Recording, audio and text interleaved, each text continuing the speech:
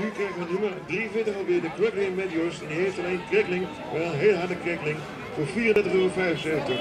Cracklin Meteors.